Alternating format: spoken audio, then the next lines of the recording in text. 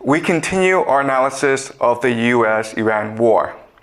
And in this war, there are three major questions that will determine the outcome of this war, as well as the world afterwards. Okay, and these three questions are, number one, will the US launch a ground invasion?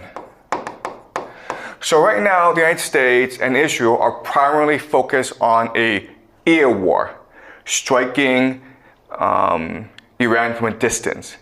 In the past, we would call this siege warfare. And as long as it remains an air war, the United States can choose to de-escalate and withdraw from the Middle East. They would lose this war, but the loss would not be catastrophic.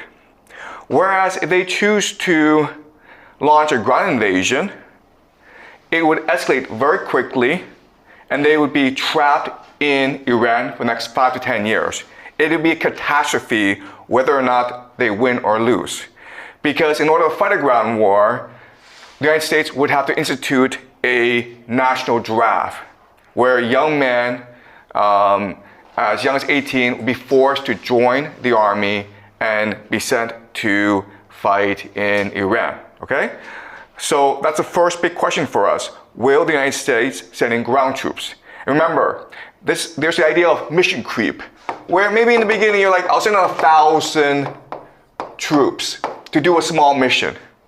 But then it doesn't go well, so you send in 2,000, okay? It slowly creeps up. It's what we call mission creep. And that's how the United States embroiled itself in Vietnam. All right, so that's the first big question. Second big question is, will nukes be used? There's a lot of concern online that Israel is preparing a nuclear strike on Iran because the Israelis don't like how the war is going, and they want to reclaim the initiative. Nukes are a taboo in geopolitics. The Americans used them at the end of World War II, and no one's used them ever since. If Israel were to use tactical nuclear weapons, they would break this universal taboo, and we might find ourselves in a nuclear apocalypse, okay?